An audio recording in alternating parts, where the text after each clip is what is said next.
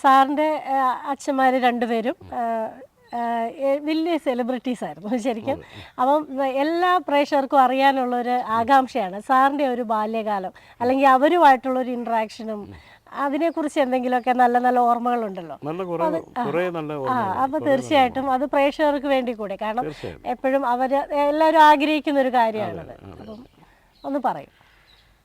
രാവിലെ എഴുന്നേറ്റാൽ അവരുടെ സാധകമാണ് കേൾക്കാറുള്ളത്. അപ്പോൾ അവർ എവിടെ പോയിട്ട് വന്നാലും, ഇപ്പം സിംഗപ്പൂരൊക്കെ അടിക്കടി പോകുമായിരുന്നു, സിംഗപ്പൂരൊക്കെ അടിക്കടി പോകും. അപ്പോൾ ആ സമയത്ത് മലേഷ്യ അങ്ങനെയൊക്കെ പോയിട്ട് സിലോൺ വഴിയൊക്കെ ഇറങ്ങി അവരങ്ങനെ ഭയങ്കര ട്രാവലിങ്. അപ്പം വരുന്ന ചിലപ്പോൾ 2 മാസം അല്ലെങ്കിൽ 1 മാസം കൂടുമ്പോഴായിരിക്കും വീട്ടിൽ വരുന്നത്. വന്നാൽ പിറ്റേ ദിവസം തൊട്ട് അവർ സാധകമാണ്, പ്രാക്ടീസാണ്. അപ്പോൾ ഞങ്ങളൊക്കെ അവിടെ മനോജ് എല്ലാവരും അവിടെ ബിജു, ഞങ്ങൾ 4 പേരാണ്, Biju K Jayan, Manoj K Jayan, Manu K Vijayan, Manjunath, Vijay, ഇങ്ങനെ 4 പേരാണ്. ഞങ്ങളെല്ലാവരും ഇങ്ങനെ ഇരിക്കും. അപ്പോൾ പാടുന്ന സ്റ്റൈല്, പിന്നെ അവർ കൊണ്ടുവരുന്ന ഓരോ ഭക്ഷണ പദാർത്ഥങ്ങളും ഡ്രസ്സുകളും അങ്ങനെയുള്ള കാര്യങ്ങൾ, പിന്നെ ഒരുമിച്ച് തിയേറ്ററിൽ ഇപ്പോൾ ഒരുമിച്ച് വെളിയിൽ കഴിക്കാൻ പോവുക, വൈകുന്നേരം ആകുമ്പോൾ ഈ പാട്ട് പറഞ്ഞു തരിക, അതൊക്കെ ഒരുപാട്. പിന്നെ പല സെലിബ്രിറ്റീസും വരും, വീട്ടിൽ വരാത്ത ആരുമില്ല, എല്ലാവരും വരും, എല്ലാവരും വരുമായിരുന്നു. അപ്പോൾ അവരെ കാണുക, അവരോട് സംസാരിക്കുക. ബാലമുരളീകൃഷ്ണ സാറ് അദ്ദേഹം ഇവരുടെ ഗുരുവാണ്, ചെമ്പൈ അത് കേട്ടിട്ടുണ്ട്, ഏറ്റവും അടുപ്പമുള്ളൊരു ഗുരുനാഥനായിരുന്നു. അപ്പോൾ അങ്ങനെ ഇവർ രണ്ടുപേരാണ് ഗുരുക്കന്മാർ. പിന്നെ ആലത്തൂർ അങ്ങനെ ഒരുപാട് ആൾക്കാരുണ്ട്. പിന്നെ എന്താണ്, ഇപ്പം നമ്മളെ വിട്ടുപോയ ജയചന്ദ്രൻ മാഷൊക്കെ വീട്ടിൽ ഒരുപാട് സമയം വരുമായിരുന്നു. ദാസേട്ടൻ ഒക്കെ അങ്ങനെ വരും. അവർ ഒരുമിച്ച് പഠിച്ച ആൾക്കാരാണ്. വലിയൊരു ഭാഗ്യമാണ്, വലിയ ഭാഗ്യം. കാരണം അദ്ദേഹം ഉള്ളപ്പോൾ നമ്മൾ നിൽക്കുന്നത്, അതിന് വലിയ ഭാഗ്യമാണ്. വീട്ടിൽ വരുന്നത്, ഞാൻ വീട്ടിൽ വന്ന് ബ്രേക്ക്ഫാസ്റ്റ് കഴിക്കാനൊക്കെ വലിയ ഭാഗ്യം തന്നെയാണ്. പിന്നെ ഞാനും വിജയുമൊക്കെ നല്ല അടുപ്പമാണ്. ഞങ്ങൾ ഒരുമിച്ച് പ്രോഗ്രാംസൊക്കെ ചെയ്തിട്ടുണ്ട്. ഗൾഫിൽ വെച്ച് പല സമയം കാണും, അങ്ങനെയൊക്കെ ആയിരുന്നു. പിന്നെ എന്താണ് വീട്ടിലെ അനുഭവങ്ങൾ എന്താണ്, അമ്മമാർ രണ്ടമ്മമാർ, മനോജിൻ്റെ അമ്മ ടീച്ചറായിരുന്നു, എൻ്റെ അമ്മ ഇലക്ട്രിസിറ്റി ബോർഡിലായിരുന്നു. അപ്പോൾ അവരുടെ എല്ലാവരുടെയും ആ ഒരു സ്നേഹം, അല്ലെങ്കിൽ അന്നുള്ള ആ ഒരു വാത്സല്യമായുള്ള ഓരോ കാര്യങ്ങളും, കെയറിങ്. നിങ്ങൾ ഒരുമിച്ച് തന്നെയായിരുന്നു? ഒരു വീടായിരുന്നു. ഇവർ ഇരട്ടകളായതുകൊണ്ട് ഒരു വീടും ഇരട്ടയാണ്. അങ്ങനെ ഇപ്പോൾ ഇവിടെ റൂമാണ്, ഇവിടെ റൂം, ഹാള് അവിടെ റൂം, ഇവിടെ റൂം, ഡൈനിങ്, കിച്ചൺ, അങ്ങനെ ലാസ്റ്റ് ഒരു റൂം, അങ്ങനെ എല്ലാം ഒരുപോലായിരുന്നു. അതൊക്കെ പിന്നെ ഇപ്പോൾ വലുതാണ്, ഞങ്ങൾ അങ്ങോട്ടും ഇങ്ങോട്ടൊക്കെ മാറി. അങ്ങനെ എല്ലാവരും തിരക്കായി. മനോജ് എറണാകുളത്ത്, ഞാനും എറണാകുളത്താണ്. അങ്ങനെ ഇപ്പോൾ ഇവിടെ സ്ഥലം മേടിച്ച് ഇങ്ങോട്ടായി. അങ്ങനെ കാര്യങ്ങളൊക്കെ നടക്കും. അപ്പം അച്ഛന്മാരുടെ ഒരു പാട്ട് പാടാൻ പറഞ്ഞ സാർ ഏത് പാട്ടായിരിക്കും ഞങ്ങൾക്ക് വേണ്ടി പാടിത്തരുന്നത്? അവരുടെ ഫേമസ് ആയിട്ടുള്ള സോങ്സ് നിരവധിയുണ്ട്. അപ്പം ഒന്ന് നക്ഷത്ര ദീപങ്ങളാണ്, പിന്നെ ഹൃദയം ദേവാലയം, അങ്ങനെയുള്ള, പിന്നെ മണ്ണിനെ പങ്കിടുന്നു, ദ്വാദശി നാളിൽ, ബ്രഹ്മമുഹൂർത്തത്തിൽ, അങ്ങനെ കാലമൊരു കാളമുണ്ടിക്ക എന്നൊക്കെ പറഞ്ഞ് ഒരുപാട് സോങ്സ് ഉണ്ട്. എനിക്കൊന്ന് കുറച്ചുകൂടെ അറിയപ്പെടുന്ന സോങ് എനിക്ക് തോന്നുന്നു നക്ഷത്രദീപം. നക്ഷത്രദീപങ്ങൾ തിളങ്ങി നവരാത്രി മണ്ഡപമൊരുങ്ങി, രാജധാനി വീണ്ടും സ്വാതി തിരുനാളിൽ രാഗസുധ സാഗരത്തിൽ നീരാടി. നക്ഷത്രദീപങ്ങൾ തിളങ്ങി നവരാത്രി മണ്ഡപമൊരുങ്ങി. ഇത് അവരുടെ ഒരു ഫേമസ് സോങ്ങാണ്. പിന്നെ ഹൃദയം ദേവാലയം, ഹൃദയം ദേവാലയം, പോയ വസന്തം നിറമാല ചാർത്തും ആരണ്യദേവാലയം, മാനവഹൃദയം ദേവാലയം. ഇത് രണ്ടും എഴുതിയിരിക്കുന്നത് ബിച്ചു തിരുമല, അദ്ദേഹം ബിച്ചുവങ്കളാണ്. അപ്പോൾ എനിക്കൊരു വലിയൊരു ആഗ്രഹം ഉണ്ടായിരുന്നു അദ്ദേഹമായിട്ടൊന്ന് കൂടണം. അപ്പോൾ ഞാൻ എപ്പോഴും പറയാം, അങ്ങളെ ഒരു ആൽബം ചെയ്യണം, നീ വേണം നമുക്ക് ചെയ്യാനൊക്കെ എപ്പോഴും പറയും. പക്ഷേ പോകാനായിട്ടുള്ളൊരു പോകും, പക്ഷേ അതവിടെ ചെന്ന് മറന്നു പോകും, ചെയ്യത്തില്ല. അപ്പോൾ കുപ്പിയോള എന്ന മൂവിയിൽ ഞാൻ ഡയറക്ടറോട് പറഞ്ഞു, ഇങ്ങനെ എനിക്കൊരു ആഗ്രഹമുണ്ട് അദ്ദേഹമായിട്ടൊരു പാട്ട് ചെയ്യണം, അതിനെന്താ നമുക്ക് ചെയ്യാമെന്ന് പറഞ്ഞാൽ അങ്ങനെ നേരെ പാങ്ങോട് വീട്ടിൽ പോയി. അവിടെ വെച്ചാണ് ഞങ്ങൾ ഈ കലയുടെ കവിത എന്ന പാട്ട് ചെയ്യുന്നു, അതിന് അവാർഡ് കിട്ടുന്നു ഒക്കെ. അങ്ങനെയാണ് അതെൻ്റെ ജീവിതത്തിൽ മറക്കാൻ പറ്റാത്ത വലിയൊരു നിമിഷങ്ങളാണ്. കാരണം അദ്ദേഹത്തിൻ്റെ വീട്ടിൽ തന്നെ വെച്ച് കമ്പോസിങ്, അവിടെ വെച്ച് മുൻപിൽ വെച്ച് തന്നെ എഴുതുന്നു, ആ പാട്ട് മധു പാടുന്നു, അതിന് അവാർഡ് കിട്ടുന്നു, ഒക്കെ വലിയ കാര്യം. അതങ്ങനെ ഒരു വലിയ ഒരു നിമിഷങ്ങൾ മനസ്സിൽ എപ്പോഴും ഉണ്ട്. ഒരു ബലം എൻ്റെ ഭാര്യ തന്നെയാണ്. ഗിരിജ മഞ്ജു എന്നാണ് പേര്. ഞങ്ങളിപ്പോൾ 23 വർഷം കഴിഞ്ഞു കല്യാണം. അച്ഛൻ്റെ ശിഷ്യയാണ്. മനോജൻ്റെ അച്ഛൻ്റെ ജയൻ്റെ ശിഷ്യയാണ്. 10-15 വർഷം വീട്ടിൽ പഠിക്കുകയുണ്ടായി. അവിടുന്ന് ഞങ്ങൾ ശരിക്കും പ്രേമമല്ലായിരുന്നു, വീട്ടുകാർക്ക് തന്നെ വലിയ കാര്യമായിരുന്നു. ഞാനാണ് പറഞ്ഞത് എൻ്റെ അമ്മയോട്, അമ്മ ഇങ്ങനെ ഗിരിയെ കല്യാണം കഴിച്ചാൽ അമ്മയ്ക്ക് ഇഷ്ടമാകുമോ? അപ്പോൾ അമ്മ പറയണ എനിക്ക് വലിയ ഇഷ്ടമാണ്, നമുക്കത് മൂവ് ചെയ്യാം എന്നങ്ങനെയാണ്. പിന്നെ എല്ലാവരോടും അറിയിച്ചു. അങ്ങനെയാണ് കല്യാണം ഒക്കെ നടന്നത്. ഭംഗിയായിട്ട് ഒരുപാട് കുട്ടികളെ പഠിപ്പിക്കുന്നുണ്ട്. ഒരുപാട് അച്ഛൻ്റെ അടുത്തും ആർ എൽ ബിയിൽ ഗാനഭൂഷണമൊക്കെ പാസ്സായിട്ട് അച്ഛൻ്റെ അടുത്ത് ഹയർ സ്റ്റഡീസിന് വന്നതാണ്.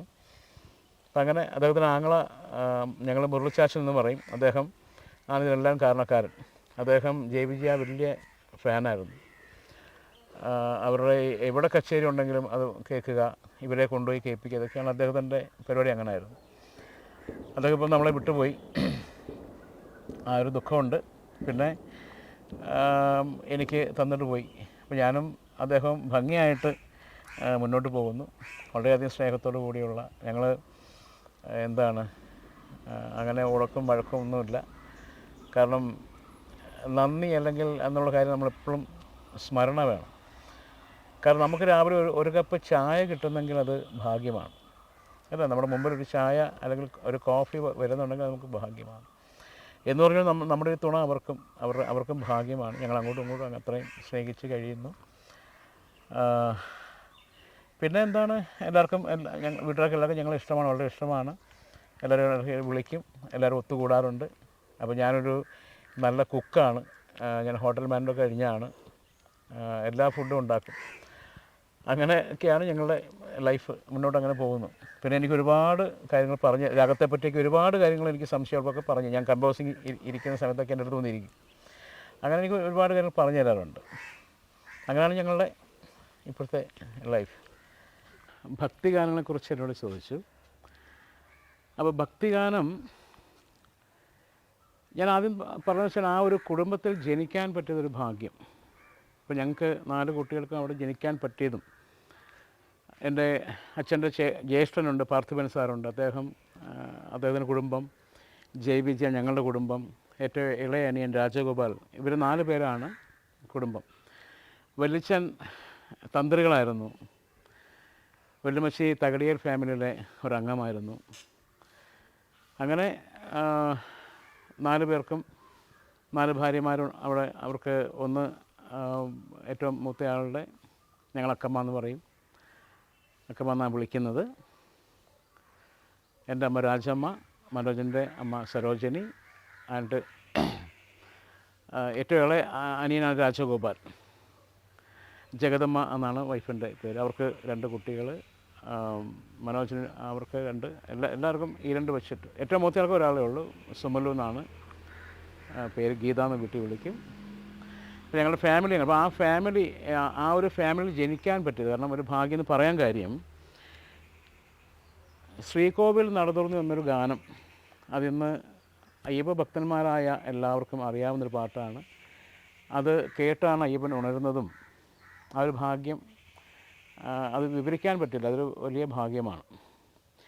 അതുപോലെ ഗുരുവായൂർ കേൾക്കുന്ന ജ്ഞാനപ്പാന, അത് പൂന്താനം, ആ ഒരു ഭാഗ്യം ജയജിമാർക്കുണ്ടായി. അത് കമ്പോസ് ചെയ്യാനും അത് പീലീല എന്ന് പറഞ്ഞ വലിയ ആ ഗായികയെ കൊണ്ട് പാടിക്കുകയും, പഴനി ആണ്ടവൻ കേട്ടിരുന്ന പാട്ടും കാണാ 1000 കൺവേണ്ടി വന്ന പാട്ടും ഇവർ ചെയ്തതാണ്. അപ്പോൾ അങ്ങനെ നോക്കുകയാണെങ്കിൽ വലിയൊരു ഭാഗ്യത്തിൻ്റെ തിരമാലകളാണ് അവിടെ ഞങ്ങളുടെ വീട്ടിലുള്ളത്. കാരണം വലിയ ഭാഗ്യമാണ് അതെല്ലാം. അങ്ങനെ ഭഗവാന്മാരുടെ പാട്ടുകൾ ചെയ്യുക അല്ലെങ്കിൽ അവരത് കേട്ടുണരുക എന്നൊക്കെ ഉള്ളത് വലിയ ഭാഗ്യം തന്നെയാണ്. അപ്പോൾ ശ്രീകോവിൽ പാടണമെന്നിങ്ങനെ ഒരു ചോദ്യം ഉണ്ടായി. പാടാം, ഒരു 4 വരികൾ പാടാം. ശ്രീകോവിൽ നട തുറന്നു, ശ്രീകോവിൽ നട തുറന്നു, പൊന്നമ്പലത്തിൻ ശ്രീകോവിൽ നട തുറന്നു, പൊന്നമ്പലത്തിൻ ശ്രീകോവിൽ നട തുറന്നു, പൊന്നമ്പലത്തിൻ ശ്രീകോവിൽ നട തുറന്നു. ഇതാണ് വർഷങ്ങളായിട്ട് ശബരിമലയിൽ കേട്ട അയ്യപ്പനുണർന്ന പാട്ട്. ഇതാണ് ജ്ഞാനപ്പാനെ എല്ലാവർക്കും അറിയാം. അത് ഒരുപാടുണ്ട്, അതുകൊണ്ട് അത് പാടാനായിട്ടൊരു ഒരുപാട് പേർക്കറിയാം അത്. പിന്നെ മുരുകൻ്റെ അമ്പലം, പഴനി മുരുകൻ, അവിടെ പഴനി ആണ്ടവൻ കേട്ടുകൊണ്ടിരുന്ന പാട്ട് ഇത് തന്നെയാണ്. കാണാ ആയിരം കൺവേണ്ട, അത് ദാസേട്ടനാണ് പാടിയിരിക്കുന്നത്. അത് കാണായിരം കൺവേണ്ടും ഉന്നൈ കാണ കണ്ണായിരം വേണ്ടും, മുരുകனை കാണ ആയിരം കൺവേണ്ടും. അങ്ങനൊരു ഗാനമാണ്. അപ്പോൾ ഇതാണ് ഭക്തിഗാനത്തെക്കുറിച്ച് പറഞ്ഞാലുള്ള വലിയ വലിയ കാര്യങ്ങൾ. ദാസേട്ടൻ ആദ്യമായി പാടിയ പാട്ട് ദർശനം പുണ്യദർശനം. ദർശനം പുണ്യദർശനം ശബരിമലവാസൻ സ്വാമി അയ്യപ്പൻ്റെ, അങ്ങനൊരു ഗാനമാണത്. ശ്രീ ശബരീശ പാടിയിരിക്കുന്നത് ജയചന്ദ്രൻ മാഷാണ്. ശ്രീ ശബരീശ ദീനദയാള മെമലവാഴും ശ്രീകണ്ഠ, ശരണം ശരണം നിൻ പദകമലം പുലിവാഹനനാം അയ്യപ്പ. അതാണ് ജയചന്ദ്രൻ മാഷൊക്കെ പാടിയിരിക്കുന്ന പാട്ടുകൾ. അങ്ങനെ നിരവധി ഗാനങ്ങളുണ്ട്. ചിത്രാമ്മ പാടി ദേവിഗീതം, അഞ്ജനശിലയിൽ എന്നുള്ള പാട്ട്, അതൊക്കെ ഇവർ ചെയ്തതാണ്. അങ്ങനെ ഒരു വലിയ ഭാഗങ്ങൾ ഞാൻ കുറച്ച് പങ്കുവയ്ക്കുന്നു. ഇനി ഞാൻ ചെയ്ത കുറേ പാട്ടുകളുണ്ട്. അത് ഇപ്പം വലിയൊരു ആഗ്രഹമായിരുന്നു എസ് രമേശൻ നായർ സാറിന് ആയിട്ടും ഒരു കൂടുതൽ. കാരണം മയിൽപ്പീലി എന്ന ആൽബം അതുപോലെ ലോകം അറിഞ്ഞൊരു ആൽബമാണ്. ഭഗവാന്റെ കാരുണ്യത്താൽ അത് ലോകത്തെ അറിയിച്ചൊരു കാര്യമാണ്. അപ്പോൾ അന്ന് മുതൽ എനിക്ക് ഒരു ആഗ്രഹമുണ്ടായി അദ്ദേഹമായിട്ടൊരു കൂട്ടായ്മ. അപ്പോൾ അങ്ങനെ 10 പാട്ടുകൾ അദ്ദേഹം പൂർണ്ണത്രയീശ ഭക്തിഗാനത്തെ അങ്ങനെ എഴുതി. അതെനിക്ക് കമ്പോസ് ചെയ്യാനുള്ളൊരു ഭാഗ്യമുണ്ടായി. അത് മധു, വിജയ്, യേശുദാസ് എല്ലാവരും പാടിയിട്ടുണ്ടായിരുന്നു. അതിലൊരു പല്ലവി. ആൽമരം വലം വച്ചു മതിൽ കകമണഞ്ഞു ഞാൻ രേണുകാദേവിയെ തൊഴുതു, ബലിക്കല്ല് തൊഴുതു, സ്വാമിയാരെ തൊഴുതു, തിളക്കത്തിൻ കൊടിമാരം തൊഴുതു, ആലിലെ കല്യാണ യക്ഷിയെ തൊഴുതു, അവരൊക്കെ അനുവാദം തന്നു, അവരൊക്കെ അനുവാദം തന്നു. ആൽമരം വലം വെച്ച് മതിൽ കകമണഞ്ഞു ഞാൻ രേണുകാദേവിയെ തൊഴുതു. ഇതാണ് ആ ഗാനം. പിന്നെ ഏറെ സന്തോഷം ഇവരൊക്കെയായിട്ട് കൂടാൻ പറ്റിയ ഒരു വലിയ നിമിഷങ്ങൾ. വിച്ചുവങ്കൽ, രാജീവ് ആലങ്കൽ, വയലാർ ശരത്തേട്ടൻ, അങ്ങനെ നിരവധി ആൾക്കാരുമായിട്ട് കൂടാനുള്ള ഭാഗ്യമുണ്ടായി. ചിത്രാമ്മ, അങ്ങനെ NG ശ്രീകുമാർ, ബിജു നാരായണൻ, മധു ബാലകൃഷ്ണൻ, സുദീപേട്ടൻ, എല്ലാവരുമായിട്ട്, രാജലക്ഷ്മി, ഒരുപാട് ആൾക്കാരും നിരവധി ഗായികമാരുമായിട്ടും പാട്ടുകൾ പാടിക്കാനുള്ള അല്ലെങ്കിൽ അവർ ആയിട്ടുള്ള ബന്ധങ്ങൾ വലുതാണ്. അങ്ങനെയൊക്കെയാണ് എൻ്റെ ജീവിതത്തിൽ ഇപ്പോൾ പൊയ്ക്കൊണ്ടിരിക്കുന്നതെല്ലാം.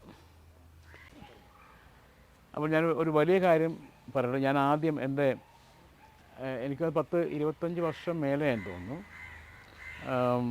ഈ മണ്ണിൽ ഭഗവാന്റെ ആദിത്യവ്രതപ്പൻ്റെ പാട്ടാണ് ഞാൻ ആദ്യമായിട്ട് ഞാൻ പാടുന്നത്. അത് ശ്രീ കൃഷ്ണൻകുട്ടി എന്ന വലിയ ഗായകനും അദ്ദേഹം മ്യൂസിക് ഡയറക്ടറുമാണ്. അദ്ദേഹത്തിൻ്റെ പാട്ടാണ് പാടിയത്. അത് മനോജിൻ്റെ കല്യാണത്തിൻ്റെ തലേദിവസം അതിന് റെക്കോർഡിംഗ് അല്ല, എനിക്ക് ഓർമ്മയുണ്ട് അത്. ആ ജന്മദുഃഖം മാറ്റും അവതാരമേ ആദിത്യപുരത്തപ്പ ഭഗവാനേ എന്നാണ് ആ പാട്ട്. എനിക്ക് ഓർമ്മയില്ല, ഇത്ര വർഷം പുറകോട്ട് ഉള്ളതുകൊണ്ട് എനിക്ക് ഓർമ്മയില്ല. ഇതാണ് എൻ്റെ ഫസ്റ്റ് ലൈൻ, അതാണ്. അപ്പോൾ എല്ലാവർക്കും നന്ദി, നമസ്കാരം. എൻ്റെ ജീവിതത്തിലെ ഏറ്റവും സന്തോഷം നിറഞ്ഞൊരു ദിവസമാണെന്ന്. കാരണം എൻ്റെ ഒരു സുഹൃത്തുണ്ട് സനോജ്, അദ്ദേഹമാണ് എനിക്ക് സാറിൻ്റെ നമ്പർ തന്നത്. അപ്പോൾ എനിക്ക് സാറിനെ ഒന്ന് കോണ്ടാക്ട് ചെയ്യാൻ ഒരു ചെറിയൊരു മടിയുണ്ടായിരുന്നു. കാരണം ഇത്രയും വലിയൊരു ഗായകനാണ്. അപ്പം എങ്ങനെയായിരിക്കും നമ്മൾ വിളിക്കുമ്പോൾ സമ്മതിക്കുമോ എന്നൊക്കെ എനിക്ക് ഭയങ്കര ഒരു ഇതുണ്ട്. അപ്പോൾ സനോജ് പറഞ്ഞില്ല, അദ്ദേഹത്തിൻ്റെ സുഹൃത്താണ് ഷീബ, ധൈര്യമായിട്ട് വിളിച്ചോളൂ എന്ന് പറഞ്ഞ് ഞാൻ വിളിച്ചു. എങ്കിലും എനിക്കൊരുപാട് സന്തോഷം. ഞാൻ പ്രതീക്ഷിച്ചതിലേക്ക് ഒരുപാട് സിമ്പിളാണ്. ശരിക്കും ഓരോ ആളുകളും എത്ര മുകളിലാവുമ്പോഴും അവർ അത്ര വിനീതരാകുക എന്നൊക്കെ പറയുന്നത് ഞാൻ കണ്ട ഒരാളാണ്. തീർച്ചയായിട്ടും എനിക്കത് കൂടുതൽ പറഞ്ഞു കഴിഞ്ഞാൽ അത് അതിശയോക്തിയൊക്കെ ആയിപ്പോവും. അപ്പോൾ എനിക്കൊരുപാട് സന്തോഷം. എനിക്ക് വലിയൊരു മൊമെൻ്റാണ് എൻ്റെ ലൈഫിൽ നിന്ന്. ഒരുപാട് കാര്യങ്ങൾ അറിയാൻ പറ്റി. അതുപോലെ തന്നെ മാഡം, സാറിൻ്റെ വൈഫ്, കാരണം ഇവർ 3 പേരുമായിട്ടുള്ള ഇന്നത്തെ ഒരു ദിവസം എൻ്റെ ലൈഫിൽ മറക്കാൻ പറ്റാത്തതാണ്. അപ്പം ഒരുപാട് നന്ദിയുണ്ട് സാറേ ഞങ്ങൾക്കൊപ്പം. നന്ദി അറിയിക്കുന്നത് വേറെ കൊണ്ടല്ല, സനോജ് ഞാൻ അതുപോലെ ഒരുപാട് ബന്ധമുണ്ട്, വർഷങ്ങളുടെ ബന്ധമാണ്. കാരണം ഇത്രയും വലിയൊരു കലാകാരൻ എൻ്റെ അമ്മോ. കാരണം ഞാൻ സ്പോട്ടിൽ മണിക്കൂറുകളും ഞാൻ സ്പോട്ടിൽ നിന്നിട്ടുണ്ട് അദ്ദേഹത്തിൻ്റെ കൂടെ ഓരോ ശില്പങ്ങൾ ഉണ്ടാക്കുമ്പോഴും. അപ്പോൾ അത് ഇങ്ങനെയൊക്കെ തേക്കുന്നതാണ്. പക്ഷേ എങ്കിലും ആയി വരുമ്പോഴത്തേക്കും നമ്മൾ കണ്ണുകൾ പോകും. അത്ര ആർട്ടിസ്റ്റാണ് സനോജ്. അപ്പോൾ ആ ബന്ധം ഇന്നും ഞങ്ങൾ അത്രയും കൊണ്ടുപോകുന്നു.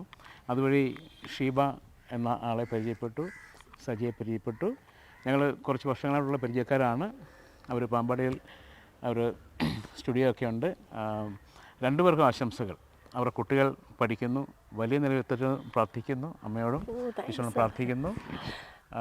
2 പേർക്കും ആശംസകൾ, ആരോഗ്യ സൗഖ്യങ്ങൾ നേരുന്നു. Thank you sir, thank you. Thank you. അപ്പോൾ നമ്മുടെ ഈ ചെറിയ വീഡിയോ എല്ലാവർക്കും ഇഷ്ടപ്പെട്ടെന്ന് തന്നെ കരുതിയാണ്. അപ്പോൾ പുതിയൊരു വീഡിയോയുമായി കാണുന്നവരെ താങ്ക് യു സോ മച്ച്.